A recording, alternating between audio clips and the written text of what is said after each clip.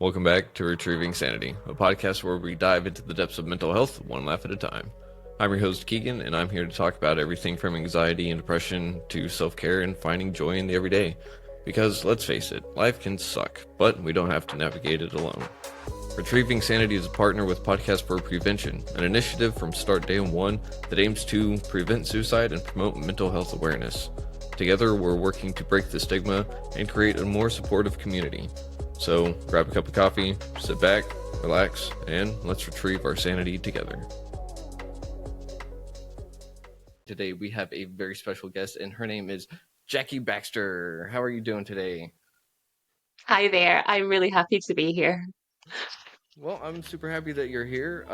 It sounds like you've got an amazing story to share with us, and by all means, I'm so glad I got your name right this time. For those of you who don't know, I already messed up her name twice.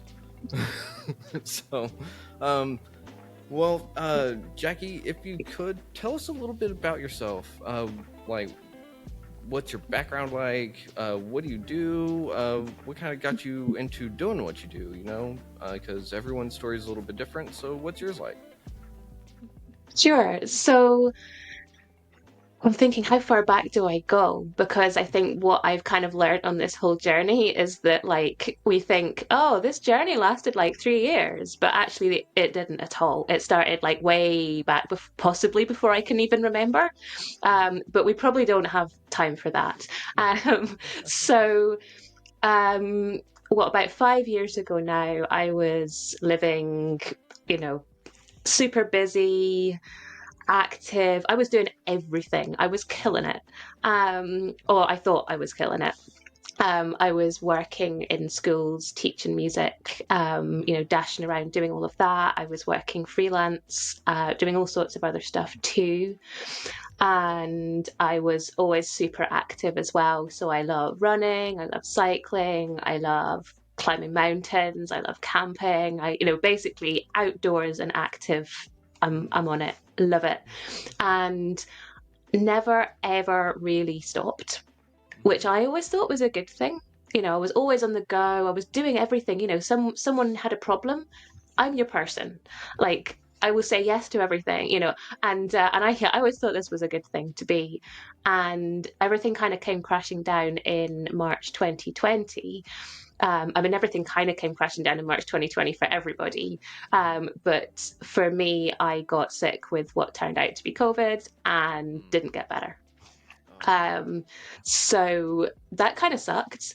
And yeah, sort of 3 and a bit years later. So it took me about, I think it was 3 years, 3 months, to sort of fully recover from that. And we can probably dive more into that at some point. Um, but what I decided that I wanted to do was something that really served me. And I think part of the journey was really sort of discovering who I actually wanted to be rather than where I'd kind of fallen into. And I think it's really easy to look back on, a life beforehand and think, well, I was asking for it. And like, sort of was on some level, but I wasn't deliberately asking for it. I was living what I thought was the right life. And I sort of discovered over this experience that actually I didn't want to be doing all of those things, that some of the personality traits and things that I thought were good were actually really harmful, like people pleasing and perfectionism and this kind of push, push, push that society tells us that we should be doing. Like if you stop and rest or take a day off or any of these things, we're told that we're lazy.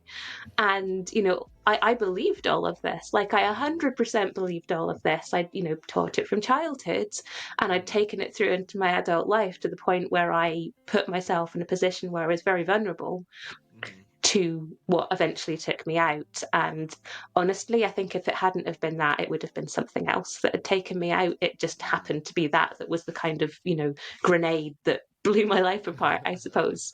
So yeah, that all happened, and I'm now working as a breathing instructor and a coach, and I'm helping people who are still on that kind of recovery journey to be who I needed when I was ill. there was no information out there. There was nothing, or nothing that was really helpful. And this narrative was that, oh, long COVID, that's a bit like ME, and you don't recover from that. Basically, this is a life sentence. You are never going to get better. The best you can possibly hope for is that it might not be too awful. And like, that's just not true. And it's so harmful that people are told that. So yeah, I'm all about the can rather than the can't. And, I think that's a really important message to get out there. Awesome. Uh, well, I'm super sorry that you got really sick. Because 3 years plus sounds like a terrible time with COVID. Uh, and It wasn't a I lot of fun. no, I can imagine not. I think I had COVID like right at the beginning. The only problem was where I was living.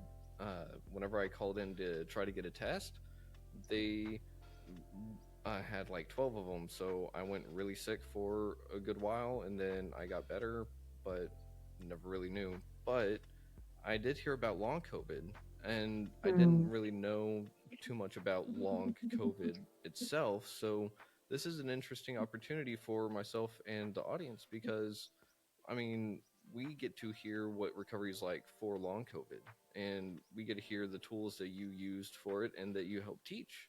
Um, and so I also remember one saying, it's kind of like either you need to take a break or your body will take one for you, and it's not going to be at a convenient time. Yeah, And uh, I think that society is really bad about the hustle and bustle and just always totally. going. So, and then that coupled with COVID and just that was a crippling disease for many people. Uh, Mm. so, how did that affect you and your mindset? Because to me, I love being active, you know.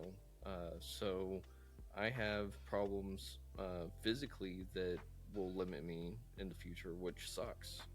So, what did COVID do for you in that regard? Um, and are these some of the tools that you also use to get out of that mindset? Yeah, so I think, I mean, long COVID, some people say long COVID is a really unhelpful term because it's this Mm, massive umbrella term. mm, Um, but it's what we have, and I'm not going to get into that. For most people with long COVID, it is, in my opinion, nervous system driven. mm, So I think that's the reason why a lot of people, I'm not going to say 100% because nothing is absolute, but most people beforehand may have had big stressors. So, mm, maybe something big that happened just before they got unwell, or mm, maybe sort of chronic stress, or maybe both for some people. yeah. And it's kind of looking back through that history is really interesting for me on my Mm, own journey, kind of understanding, oh, so that all added up, plus the fact that I was super stressed because I was working too much and doing too much, made my nervous system very, very vulnerable mm, to the point when, it was kind of, the match to the gasoline, mm, kind of thing. yeah. So for me, I got sick, Mm, and I probably got it at work because I was working in a school, and okay. we weren't really counting cases until, well, no one was really testing, I think, at the start. So I don't think I Mm, realized, nobody realized really, because we weren't being told how many cases there actually were. And then mm, when everything did lock down, well, I was already sick by then, so I didn't really notice the mm, difference, to be honest. Whereas mm, everyone else really, did notice, in a, mm. weren't able to go outside, weren't able to do whatever. I Okay. was already in my bed sick by that point. I did Mm. lockdown before it was cool. So I was really sick for like Mm, about a week, mhm, to the point my partner actually called the paramedics. He was that worried about me. And, he's mm. the sort of person that's like, oh, you'll be fine. Oh, you'll be fine. So for him to do that, like, that was, that was quite epic. Um, Mm, but, they were like, you're okay. You're not dying. We're not taking you to hospital. mhm, I think that the threshold for hospital admissions at that point was pretty high. But you know, after about a week or so, like I was doing better. I was doing better to the point where I thought, I'll do something. So I think I went for a walk or something. And then that crashed me for weeks. So I was sort of back in my bed for, I think, several weeks after that. And then I was able to sort of potter around the house for a couple of weeks after that. And then I was feeling quite a lot better. So I got some advice that turned out to be maybe based on sort of best intentions, but certainly wasn't the right thing for me, which was, oh yeah, just get back out there and do stuff. So I thought, perfect. Well, that's been a really horrible 6 weeks, but that's in the past now. We're all good.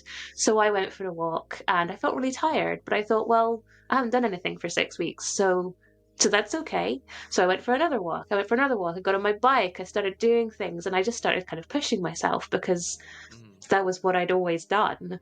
Basically, if there was a problem, you push through it.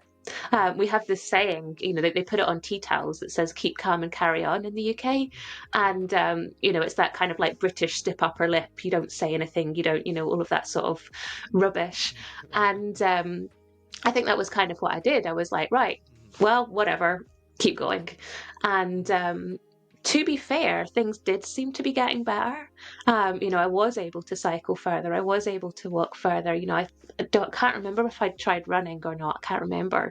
But I was doing much, much better. And I thought, well, this has been awful. But 3 months later, I'm sort of on the way to being myself again. And then it was shortly after that where I just hit a wall.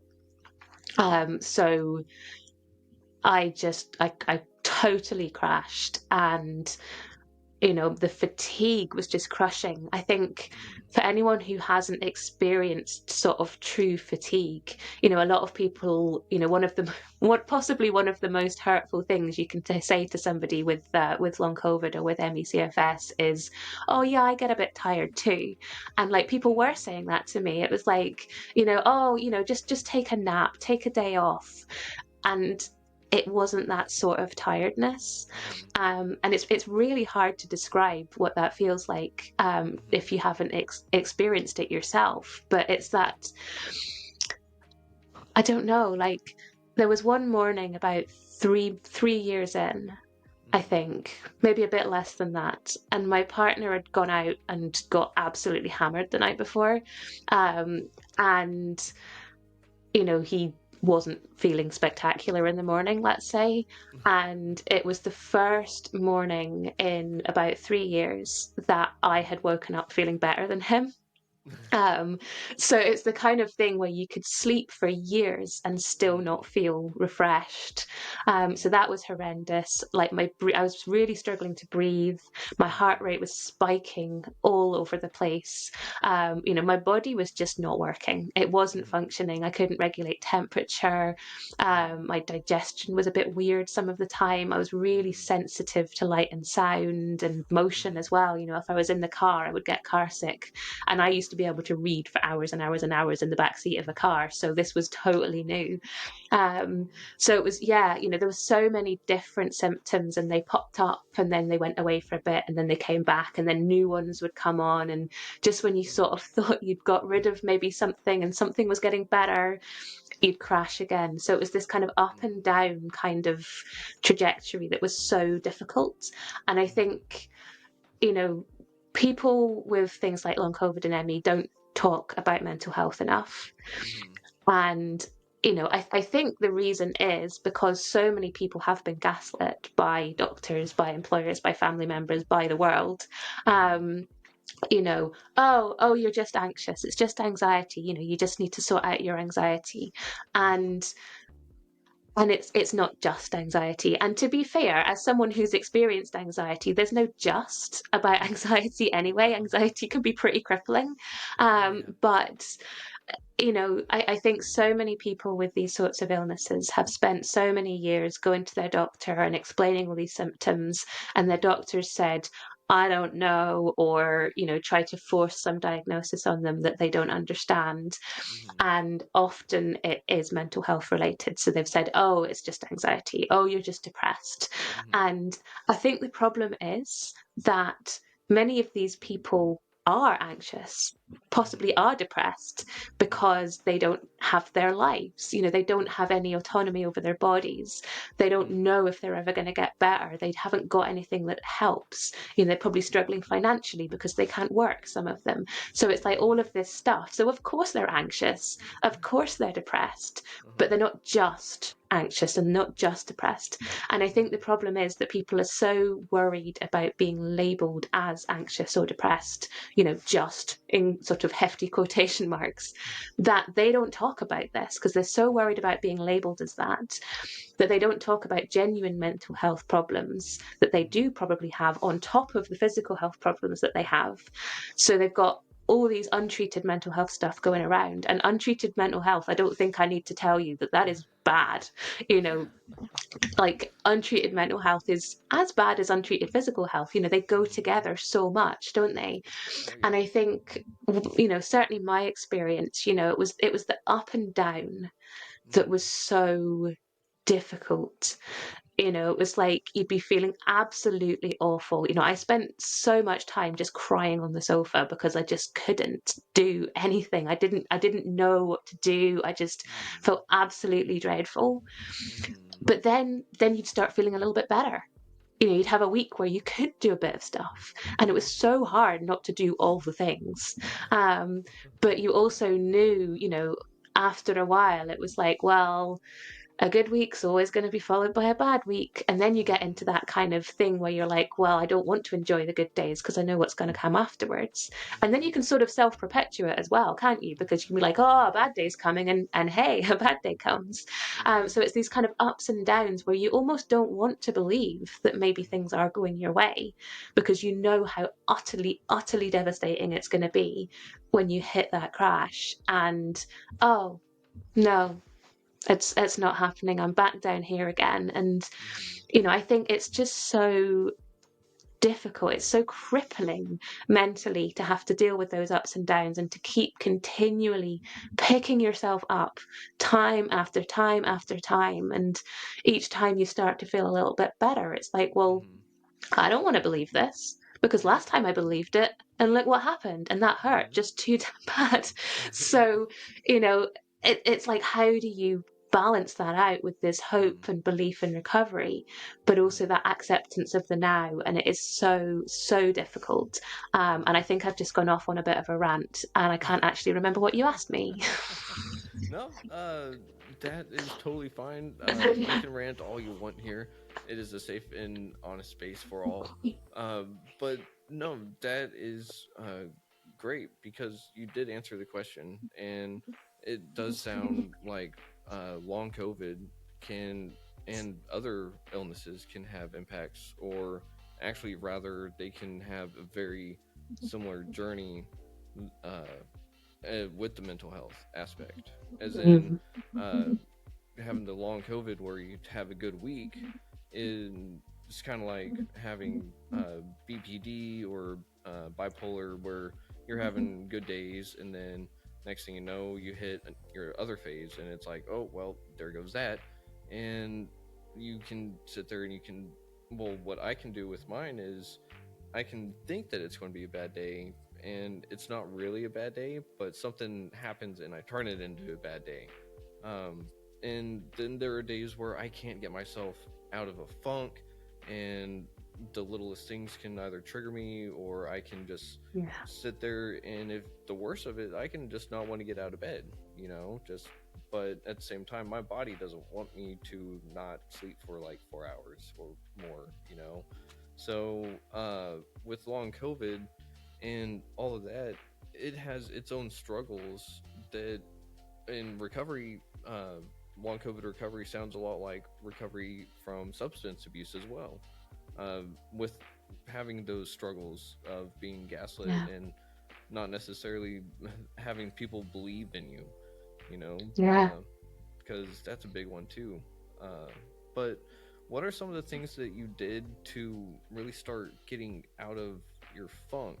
Because sure, you had those weeks where you felt like you could go do everything, and I would have been in the same boat. In fact, I do the same thing. Whenever I hit a manic phase, there's times where it's like I gotta pump the brakes because I know it's not going to be that good if I keep going. Um, but they're like, what? Just what was it like for you?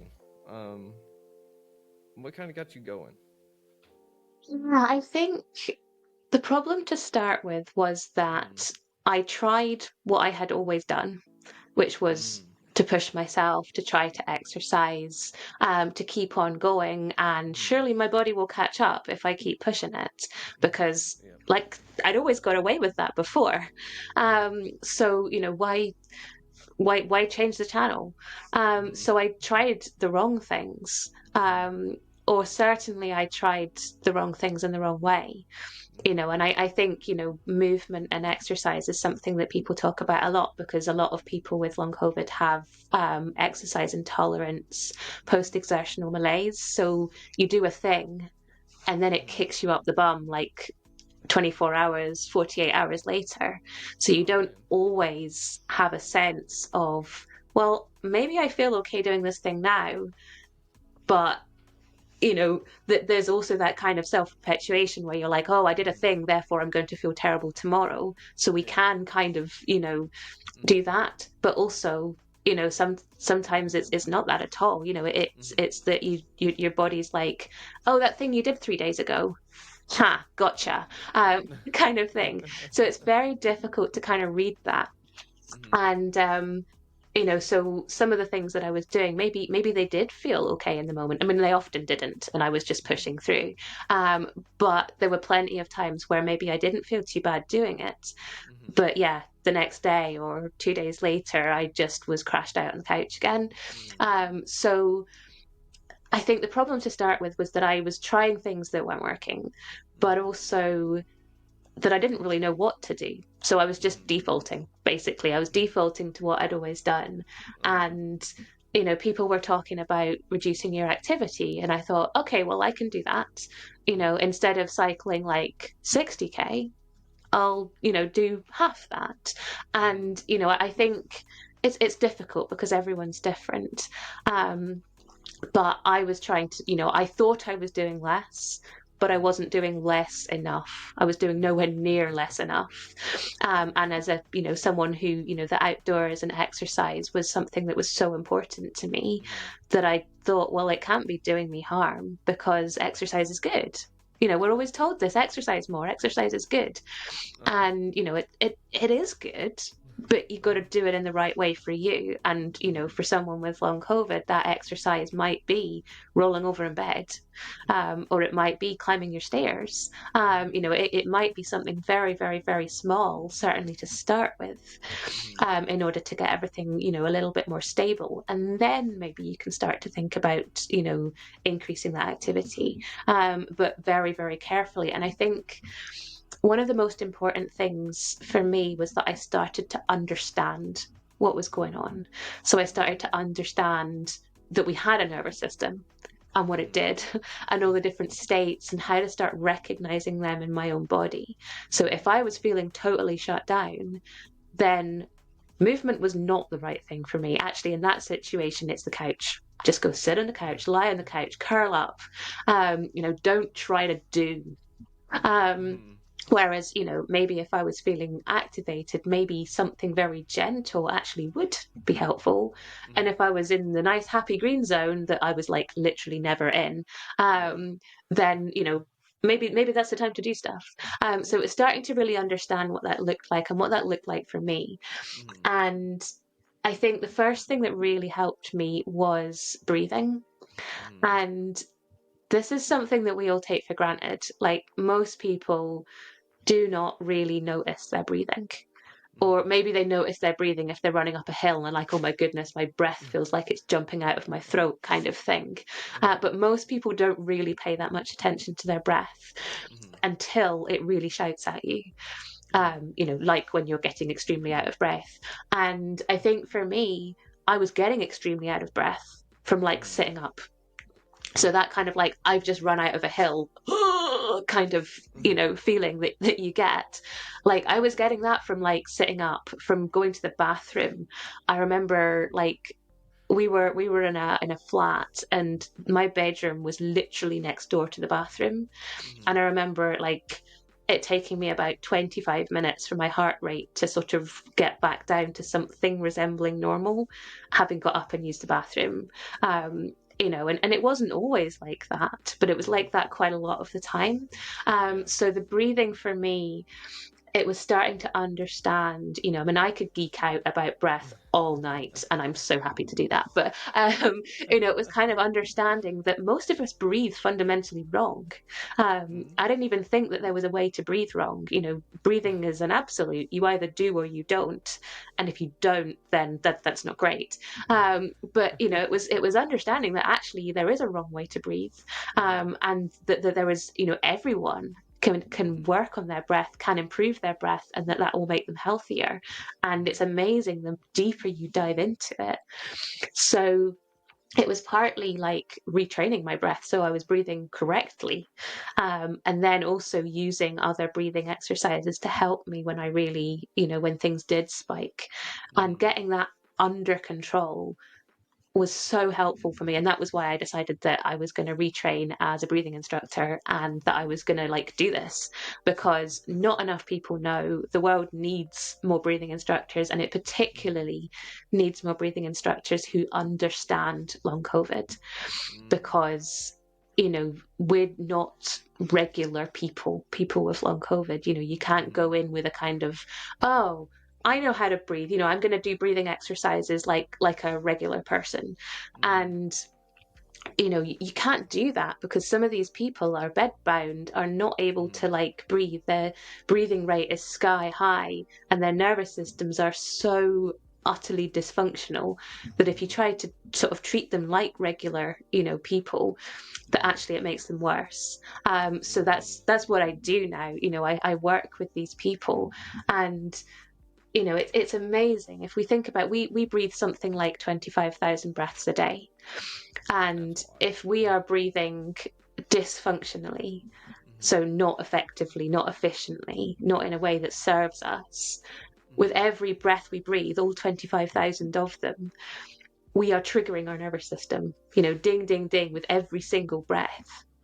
Whereas if we're breathing functionally, then, not that we don't get stressed, because life is Mm-hmm. stressful, but we are coming from this basis of regulation.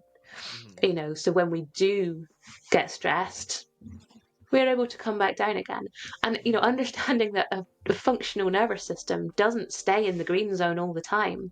A Mm-hmm. functional nervous system surfs those waves. It's able to flip between states. If we were always in our rest and digest, always in the green zone, we would never do anything. It would be so boring. So we have to be able to move about when required.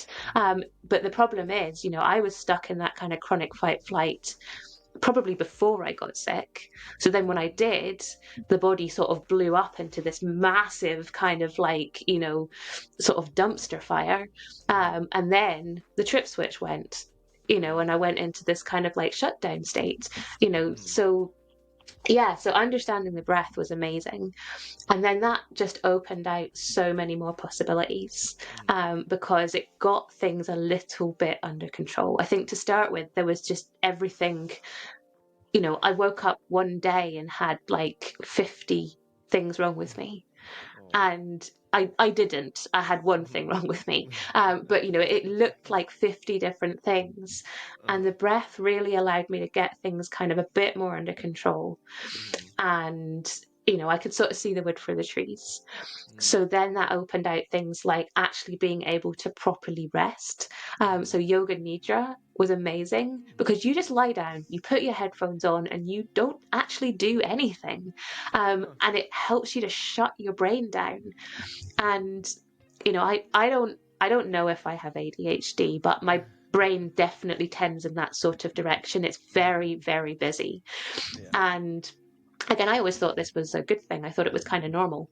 And I realized that my brain isn't like other people's.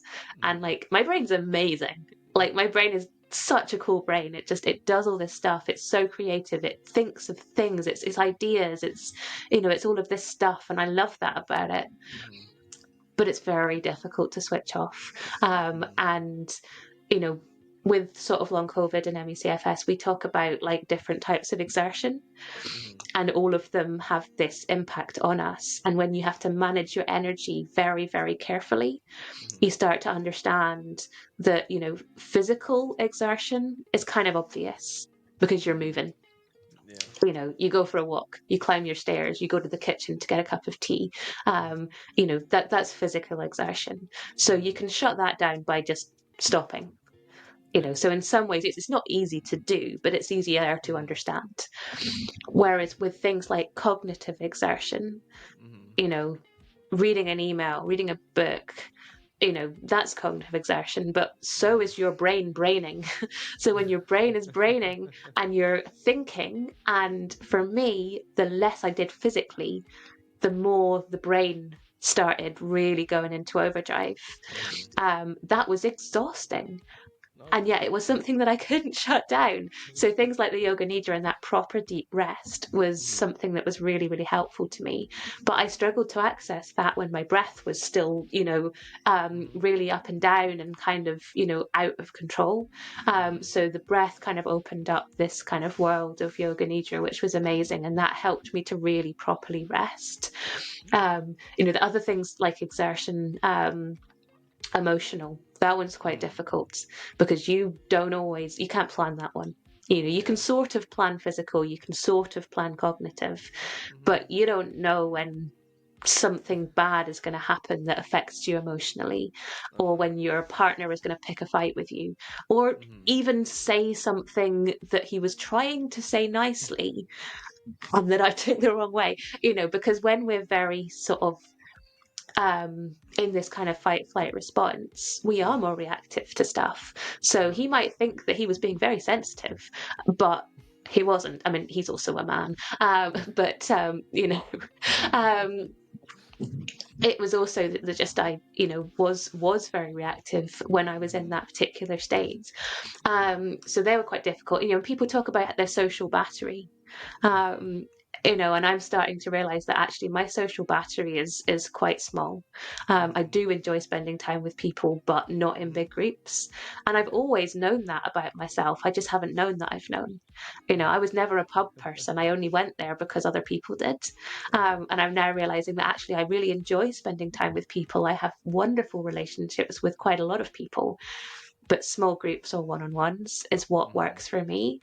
And when you have something like long COVID, you know, spending time with anyone is exhausting, but particularly spending time with more people or where there's background noise or things like that, because we just can't, you know, it's tiring to process that. So there's so many different things. Anyway, I've gone off on a tangent. So the yoga nidra was amazing. And then the third big thing that really helped me was the cold water swimming. And I'm going to just caveat this. If anyone's listening and they want to try it, lots of people have tried cold water and said it made them worse. And I think the reason it worked for me was because I was about 2 years in when I started it and things had stabilized a bit. So I'd worked on my breathing, I'd worked on my yoga nidra, I'd done, you know, other bits and pieces and stuff as well, and things were a bit more stable. So I think that was one reason why it worked really well for me. And also, I was very careful. I stayed in hardly any time to start with.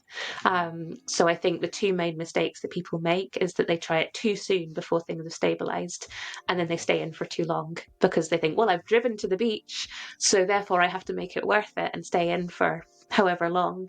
Whereas actually you get your main benefits after about 90 seconds. You do not need to stay in longer than that. So I was literally in, I got in the water, stood there for, I don't know, 30 seconds, and I got out. So I was very, very careful about it. But, you know, I'm super lucky. We have Loch Ness just down the road. So, you know, I have access to water very, very close. And, you know, I just started going in, I think it was about end of April, beginning of May. So the temperatures were starting to warm up a little bit. The water was still cold, but it wasn't like January. You know, and I just started going in, you know, a couple of times, 2 or 3 times a week, just for like a couple of minutes. And it sort of sounds a bit over dramatic to say it gave me my life back, but it kind of did. Uh-huh. I felt like when I got in that water, once I'd got Mhm. out and put my clothes back on and warmed up, it was like I'd been plugged into a socket. And, I Oh. just felt like I had energy, and it didn't last, or it Uh-huh. certainly didn't to start with. But like Mhm. for a bit, maybe an hour, a couple hours afterwards, I felt so Mhm. much better. And then I kept doing it, and over time, I felt better for longer. So it was absolutely amazing. And I think, a lot of people talk about cold water swimming for mental health as well, because it Mhm. gets you outside. Maybe you're doing it with people. And I Mhm. found that as well. Like, I'm an outdoors person and I couldn't go up the mountains, but I could get into the water and look at them. It felt like a different kind of take on the same thing. Mhm. Um, it was something my partner and I could do together. Mhm. um he doesn't swim as much as I do, but he would get in some of the time, or he'd certainly Mhm. stand on the bank with my towel for me, and sort of hand me clothes afterwards as I was kind of like, I'm cold. But there's also a local swimming group. And Mhm. I think, coming back to your first question about mindset, I Mhm. think, you get sick and your life gets turned on its head, and you can't do the things that you could do before. You can't, maybe if exercise was a part of your life, you Mhm. don't see the people that you did exercise with because you Yeah. did exercise with them, and you can't do exercise. Mhm. You don't see your work colleagues because you're not working, or maybe Mhm. you are working from home. So you're not seeing anybody, you feel very cut off. You're not Mhm. socializing because your social battery is like zero. Um, and people lose touch after a while. If they Some people will say, hey, how are you doing? And that's a difficult question to answer, because do you want the Mhm. kind of like, not great, but or do you want details because Mhm. I've got 3 pages? Yeah. And so people stop asking, or they say the wrong things, and then you don't want to hear from them anyway. So it's very, very Mhm. difficult. And then you find your tribe. You find other people who have something in common with you. So, Mhm. other people with long COVID, for example. And that's great because they get it. You don't have to explain yourself. And, Mhm. I think that's wonderful. But the problem is that you don't talk to anybody else except people who have long COVID. So you only Mhm. ever talk about long COVID. So Yep. not only is long COVID taken over every aspect of your life, you're experiencing long COVID every single minute of every single day, Mhm. and the people that you're friends with all have long COVID and all talk about long COVID. So it's this kind of like, your world becomes very, very small. And I Mhm. think what really helped me with the swimming Mhm. was that I met a group of people locally who, Mhm. it was like the Wild Swimming local group, and Huh. they were all doing it for different reasons. Like, some of them were Mhm. swimming like big distances, and some of them were literally just dunking, and they were all doing it for different reasons. Mhm. Some was health reasons, some was mental health reasons, some I don't even know the reason that a lot of them do it. Maybe they're doing it for exercise, for outside, for whatever. Mhm. And I didn't know them before. So they weren't Mhm. like, oh, that's Jackie that used to go up hills, but she can't do that anymore because she has this thing called long COVID. They Mhm. weren't comparing me to me. They were just like Mhm. meeting me who I was in that moment. Mhm. And that just felt so lovely. I didn't have to explain the whole history of, all of that. It was, so I sort of got a little bit of social connection back, but in a way that felt kind of safe and accepting and sort of validating. And I think, one of the things that's so important, and why it's so difficult when people with something like long COVID go to a doctor, and the doctor probably doesn't really understand it, because Mhm. most people don't, unless you're lucky enough to get a doctor who does have some experience in this area, or who has made the effort to look things up. Mhm. And, it's difficult because they're so overworked. Um, the chances are you're going to get someone who doesn't really understand it. And Yeah. people will either say, okay, I don't really understand this, but I will look it up. Let's work together. Mhm. And unfortunately, that seems to be the minority from what I've heard. Mhm. Or you get a doctor who's like, oh, you're probably just anxious. And I think one of the most important things is actually to be listened to and validated, and for someone to say, please tell me, what are you experiencing, let's talk this through, let's see what we can do. um so you feel validated, you feel like someone's actually listened to you, and they still might not know what to do, but they've shown an interest in you, and I think that's so important. And I actually was lucky enough to have a doctor. I went with this big long list of symptoms and I said, I'm experiencing this and this and this. I don't really know what's going on. I tried that, didn't work, all of these things. I had, my list was massive, didn't get through it all. And the guy actually turned around and he said to me, I don't actually know. I don't know what's going on with you. And I actually turned around to him and said, thank you. Thank you for so much for actually just saying that, because so many people get the wrong diagnosis or not listened to or mislabeled or gaslit or whatever. And he actually honestly said to me, I don't really know, Yeah. but let's try some stuff. And he didn't really do anything for me that was helpful in terms of giving me pills or telling me what to do, but he did make me feel like he cared and like he'd listened to me. And I think that's so important. So yeah, I think those were the three main things that I did that really helped. But I think we talk about mindset. Mindset's so important. We have to believe that things are going to get better, and that's really difficult when all the evidence often proves the opposite. But people are recovering, people are getting better, people are seeing improvement, people are getting their lives back. So we have to believe that we can as well.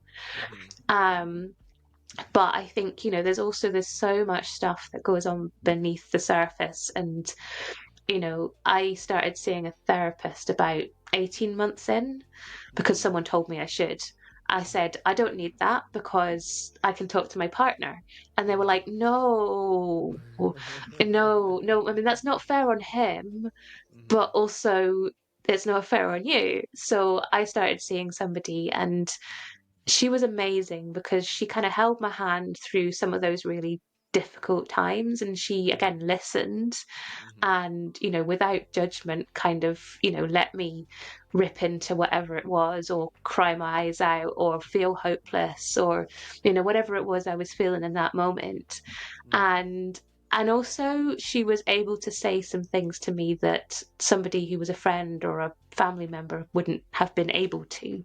um and there was times where I was really angry at her. um and then I actually said, I still see her now. um and I said to her a few weeks ago, I said, I disagree with what you've just said, but I also know that you're going to turn out to be right because you always are. Um, and she thought that was hilarious, but it was true. There were so many times where she questioned something, and I instantly sort of went on the defensive. And then once I'd kind of gone away and thought about it a bit, I thought, she might have a point. She may not be 100% right, but she might have a point. And it was starting to kind of unpack some of those patterns from childhood, some of those beliefs about needing to be constantly productive, and things like perfectionism. I'm a huge perfectionist. I'm still working on that. Um, but I think what I realized was that if you're trying to be a perfectionist in recovery, like that's impossible, because nothing is ever going to be perfect. Your life is never going to be perfect. Stress is still going to happen. You're still going to have bad days. They're not bad days on the scale of long COVID bad days, but I still have days where I wake up and I thought, right, well, I've slept really badly. I've got a really busy day and I'm grumpy as hell. Um, and that's life. Yeah. But it's kind of, again, it's surfing those waves, isn't it? And if someone said, is your life perfect now, I'd say, no, of course not. But it's kind of perfect for me. I don't know. I think I have a lot more of the things I need. The life that I'm living now serves me, whereas the life I was living before didn't. And that doesn't mean that I've thrown everything out that I was before. I'm still a lot of those things, but I'm those things in a healthier way, I think. And I'm just, I guess, a lot more self aware about, when am I pushing my body a bit harder than maybe I should? Has it been a really hard week? So should I maybe have a bit more of a relaxing weekend? And just kind of understanding that, as you so perfectly put earlier, if you don't look after your body will, throw the, what is it? Baby out with the bathwater, or I can't remember what this.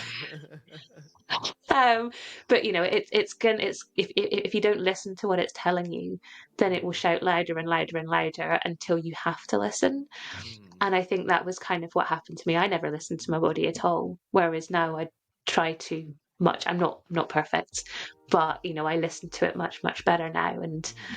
if I'm stressed out, then I need to get away from the computer and do something that makes me feel a bit more chilled out, because we should probably get away from our computers more anyway, shouldn't we? Yeah, we should. Wow, Jackie, that was a very informative and very thought out uh, little bit of what you did. And I mean, that cold water stuff, I've heard about it, but I haven't talked to anyone that has experienced it. So I know cold water showers, I do those here and Mm. there, but I haven't gone swimming in super cold water, so I'm kind of curious now myself. But You I should do. totally do it. It's amazing. I mean, I've been in the ocean, but not cold ocean, so that would be way different, I think. Like, Yeah, I think I mean in Scotland, when I started, I think, the temperature in Loch Ness, for example, mm, gets up to about 12 or 13 degrees, maybe 14 in the summer. That's Celsius. yeah, I was about to say Um, for everyone, that's I'm Celsius, sorry, I not Fahrenheit. can't can't translate that to Fahrenheit. Um, and in the winter, it goes down to about 5. So it does fluctuate, but not that much, because Loch Ness is massive. Like, it's Mm, 25 miles long or something, and it's oof, is it about 250 meters deep, something like. Oh, I can't remember. that's It's crazy. massive and it's Mm, really deep, and there's mm, so much water in there. That I think the statistic was something like there's more water in Loch Ness than there is in all of England. Something like that. I might have just made that up. It's something like that. So Loch Ness is massive, so it doesn't fluctuate that much. uh-huh. Um, Whereas some of the smaller ones Mm, will get up a lot higher in the summer because they're smaller, but they'll freeze in the winter. okay. So, a lot of people, I started swimming when it was a bit warmer, and I think Mm, that helped because it was less of a shock. Because that's okay. basically what you do. You go, it's a stressor. Mm, And, we talk a lot about stress up to stress down. mm, And, you get certain types of breath work that, mm-hmm, things like Wim Hof, for example, that are stressing you up, uh-huh. to kind of, it's like elastic, you stretch it and then you bring Mm, it back. And cold water is sort of a little bit like that, but, done very carefully, it can be quite safe. But, I think, with long COVID, we don't have a mm, problem with stressing up. We're yeah. always stressed up. So I think, it's don't do something that's going to stress you up deliberately, Mm, until you have those strategies in place to stress you down. And I mm, think that's why me trying it a couple of years in really mm, helped. Whereas if I'd tried it sooner, it probably wouldn't have worked so well, mm. because I had no idea how to stress down. I didn't even realize that I needed to.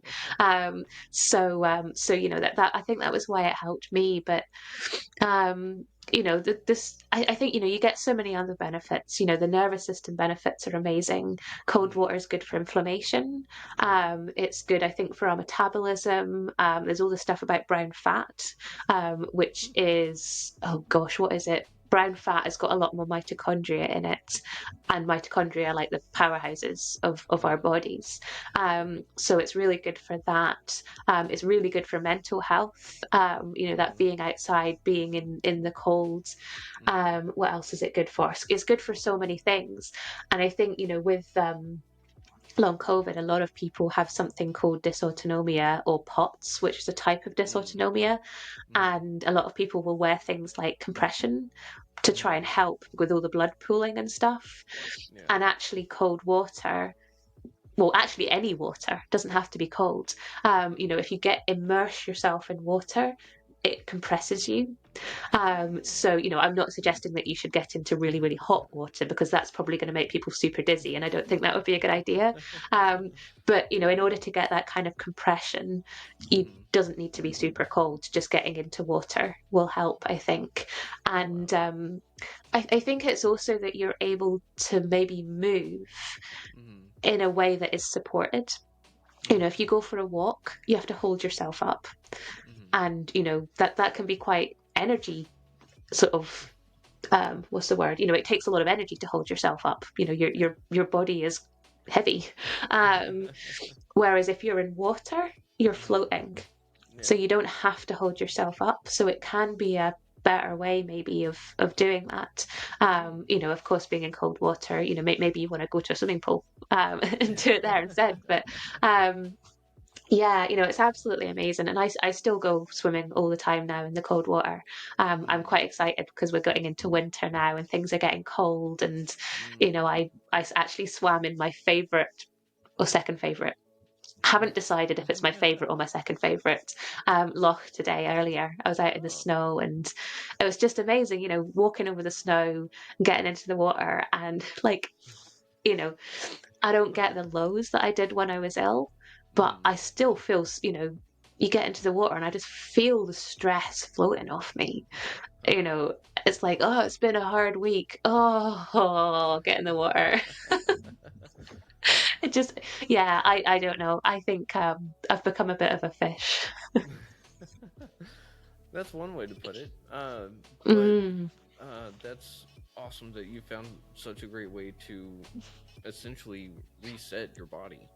Uh, yeah, and it sounds like that's a very powerful tool that a lot of people could use. But if it's a powerful tool, it needs to be used responsibly. So thank you for giving the disclaimer and exactly. everything. Because some people would probably be like, "Oh, that sounds like a great idea," and then, like, yeah, it could be dangerous. So everyone, do your research, listen to the episode in full. um, Yeah. And you know what? Like, I think so much of what I've learned is that mhm, it's doing, it's not so much the right things. I mean, it is the right things, but it's mhm, doing them in the right way. mhm, And, cold water, you know, is quite intense. It mhm, can be very dangerous. People have died from getting into mhm, cold water, not understanding what they're doing. mhm, But also, as you said, it's incredibly powerful. mhm, So I think it's doing your research and understanding, doing it in a safe way, doing it in a way that works for you. And mhm, that's exactly what I see with the breath as well. There's so many different types of breath work out there. mhm, And I get people who say, "Oh, I've done breathing and it didn't work for me," mhm, which like to me sounds really funny because I'm like, well, breathing's kind of important. Like it does work for you in some way. But it's like some people have tried certain types of breath work and they said, "Oh, mhm, it didn't help." And I always say, "Well, what did you do?" And mhm, who did you do it with? Did you work with someone who understands long COVID? mhm, Um, and did you do things like breath holds?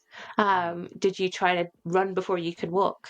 Did you mhm, focus on that functional breathing? Because if you didn't, you're probably doing too much too soon. You're putting that mhm, stressor on your body, which is actually making things worse.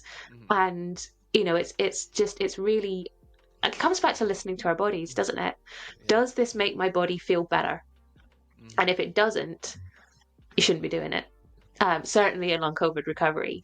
With other things, I don't know. I'm not going to get into that. But if you are really, really, really hurting, mhm. then it's probably not good for you. Yeah. Certainly in the context of long COVID, if it's not Mhm, making you feel better, then it's not the right way of doing it. mhm, Doesn't mean it's the wrong thing necessarily, but you're not doing it in the right way. mhm. And, you maybe need some guidance Yeah. from someone who does get it, I think, and that probably goes for all sorts of other conditions as well, not Mhm. just long COVID, but that's where my experience is. Yeah, that would be the equivalent of learning how to properly lift weights free form in the gym. If you don't do it proper, then you're going to hurt yourself, and someone else can find out Yeah, for you and teach you. Um, and exactly. uh, I do hate this because we are at the end of the radio episode, but the thing with that is that I like to ask everyone if they'll come back on for a second episode. And with you, you just told us your story and how everything worked up into your breathing works. So, do you think next episode we could actually go into breath works, what different kinds there are, what they're good for, and things like that? Because that'd be awesome. Totally. I could geek out about breathing for hours. Then let's do it. Absolutely. But I also had one other saying that came to mind. Apparently, we like to exchange sayings. So, there's one more that I read, and I think it was on Facebook.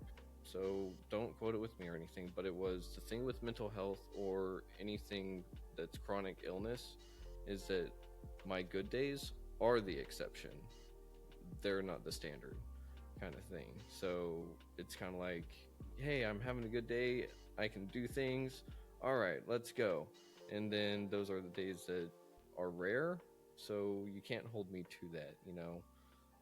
Mm. But I would love for another episode with you because I I want to learn all about different kind of breath works. I want to learn about how they've worked for you in long COVID and how they could help other people with even mental health issues because I know breath work helps out a lot of things. So, Everything.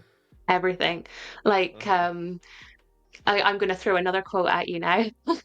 um, there's a guy called James Nestor, and he's Mhm. written a book called, I can never remember if it's Breath or Breathe, but like I can highly recommend it. It's amazing. Okay. But he says his quote is something like, "The missing pillar in health is the breath." And I think that's so true. You know, we talk about our nutrition and our hydration and our sleep, Mhm. and they're important. I'm Mhm. absolutely not denying that they're important. They are. But if you think about it, we can survive without food for 3 weeks. I'm not saying Mhm. it's going to be enjoyable, but you could. Water for what, 3 days? Mhm. Sleep for about 10 days, apparently. Mhm. But how long can we survive without breath? 3 or 4 minutes? Yeah. So, I think the breath really is our kind of, foundation of health. Mhm. And if we're not breathing well, then our body is not running as efficiently as it should. And Yeah. we're going to feel that. So, Yeah. yeah, there's my breath plug. Well, I love it. And real quick, just for yourself, and the audience to know, what are your social links or what are ways people can get in touch with you if they need to figure out about breathwork? Yeah, so I co-founded, we call it long COVID breathing, longcovidbreathing.com, with somebody who I met through the podcast actually. And so we're, yeah, longcovidbreathing.com, and we're also on Instagram and YouTube and all of that, and all the links for that are actually on our website. So that's probably easiest to direct people there. Okay. And the Long COVID podcast, which was what I started when I was unwell, and kind of didn't really talk about that today. But that is longcovidpodcast.com. And you can get in touch with me through that as well. Awesome. So yeah, All right. Well, Jackie, it's been an absolute pleasure having you on the show today, and I can't wait for the next episode. So, totally. everyone out there listening, thank you for listening on WDJY FM. And Jackie, until we see you next time, you have a wonderful day, okay? Thank you so much for having me. It's been a pleasure. Thank you. And Schlan, and stop